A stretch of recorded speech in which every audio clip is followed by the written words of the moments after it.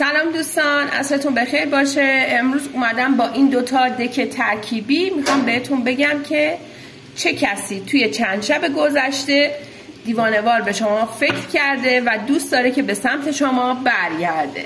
پس با من همراه باشید، این ویدیو رو هم حتما لایک کنید و نظرتون رو هم برای من کامنت کنید. برای دوستانتون هم اگر دوست داشتید ارسال کنید. کانال ما رو هم اگر دوست داشتید سابسکرایب کنید و زنگوله رو روشن کنید. بریم ببینیم که چه کسی توی این چند روز گذشته دیوانه‌وار به شما فکر کرده و تو فکر بازگشت. لطفاً به ما مشخصات شخصی رو بده که توی این چند روز گذشته خیلی به کسانی که این ویدیو رو نگاه میکنن فکر کرده و دوست داره که دوباره برگرده. خب انگار که حرف برای گفتن کلا زیاد داره، چون کارتا خیلی زیاد میریزه پایین و من کارتایی که زیاد میریزه رو دوباره میذارم توی دک، چون خیلی بیش هست. هر وقتی بریزه دیگه نمیشه همه رو چید. چه کسی توی این چند روز گذشته به کسانی که این ویدیو رو میبینن فکر کرده و دوست داره که دوباره برگرده؟ چه کسی توی این چند روز گذشته به کسانی که این ویدیو رو میبینن فکر کرده و دوست داره که دوباره برگرده؟ خب بذارید 7 تا تاروت بکشم و 7 تا هم لنورمان بکشم.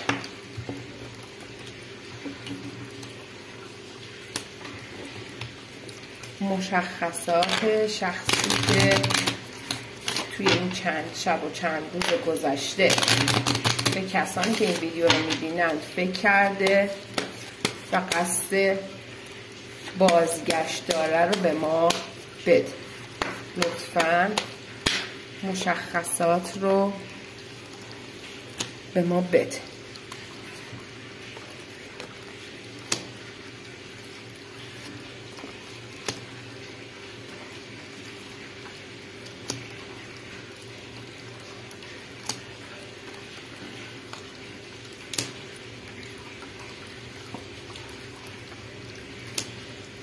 خب کسی رو که داره به ما نشون میده، اولین کسی که داره نشون میده داره میگه یک خانومی هستش که متولد فروردین، مرداد، آذر ماه هستش و میتونه تابستون ماهی هم باشه. خانومی که سنش از شما کمتره، خانومی که میتونه توی یک شهر گرمسیر زندگی کنه، خانومی که خیلی خوش سر زبونه و خیلی قشنگ بلده که صحبت کنه. میتونه توی حروف اسمیش ق داشته باشه. حالا یا خودتون هستید و اینکه یک نفری که قصد بازگشت به سمت شما رو داره. کسی هستش که میشه گفت حالا یا توی یک رابطه مثلثی شکل بودید، مثلا یک کدومتون متأهل بودید، و یا اینکه رقیب داشتید توی ارتباطتون. این شخص هم و حتی میگه رابطه‌ای که خیلی مکالماتتون به صورت تلفنی یا پیامکی بوده و خیلی حالا با هم در ارتباط نبودید. یک رابطه مثلثی شکل که بیشتر رابطتون به صورت پیامکی و تلفنی بوده. و کسی که قراره به سمت شما برگرده اینجا داره نشون میده، میگه که میتونه توی حروف اسمیش حرف هی جیمی داشته باشه، ج داشته باشه و یا خ داشته باشه و میتونه شغل قانونی داشته باشه. کسی هستش که به تازگی یا جدا شده یا اینکه یک جدایی سخت رو توی زندگیش توی گذشته تجربه کرده. و کسی به شما قراره برگرده که یک عمل زیبایی انجام داده. حالا توی صورتش، توی اندامش یک عمل زیبایی انجام داده و توی حروف اسمیش باز دوباره داره حرف ج رو به ما نشون میده و شغلش میتونه کسی باشه که حالا روپوش سفید میپوشه، مثلا آرایشگر، آشپز، یه هم دکتر، پرستاره، یه همچین چیزایی. و حتی اگر خانم هست میگه خانومیه که به زیورالات خیلی علاقه‌منده و خانومیه که از نظر ظاهری و از نظر مالی میتونه توی یک سطح خیلی بالایی باشه. کسی هستش که صدای خیلی خوبی داره و خیلی خوش صحبت، خوش سرزبانه، یا شغلی داره که خیلی باید در ارتباط باشه با دیگران، مثلا مثل املاک داره یا از این شغلای اینترنتی که دائم باید در حال گفتگو و صحبت باشن. و کسی هستش که اینجا داره نشون میده میتونه توی حروف اسمیش سین داشته باشه و همچنین میگه میتونه این شخص سیگار بکشه یا اهل حالا مواد مخدر باشه یا اینکه مشروب میخوره، یه همچین چیزهایی رو هم داره نشون میده. میتونه دیماهی باشه و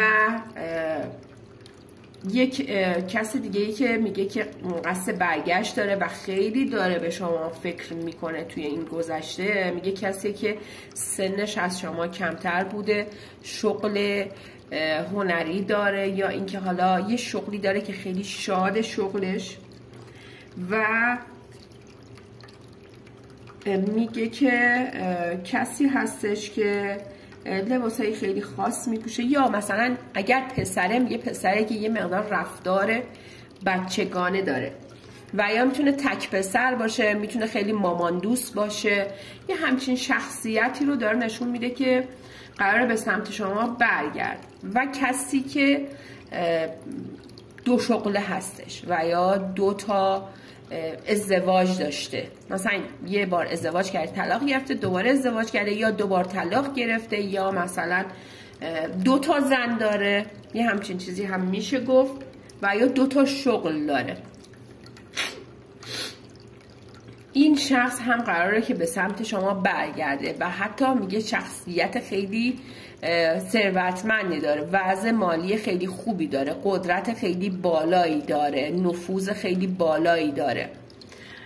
یه همچین شخصیت هایی رو داره میگه که بیش از حد به شما فکر کرده و قصد بازگشت به سمت شما رو خیلی زیاد داره. دوست داره بیاد صحبت کنه، دوست داره بیاد از شما تعریف کنه، دوست داره بیاد در مورد یه تغییر یهویی توی رابطه به وجود بیاره و دلش میخواد حتی بتونه شما رو یه جوری کنترل کنه و دوست داره که بیاد و حتی خیلی وقتا این شخص دوست داشته که اکانت های شما رو توی فضای مجازی چک کنه و زیر نظر بگیره. مثلا دوست داره بیاد بگه حالا کد بهم بده، من بیام وارد پیجت بشم یا بیام وارد اکانتت بشم، ببینم که تو داری چی کار میکنی تو پیجت. این کارها رو هم خیلی دوست داشته انجام بده.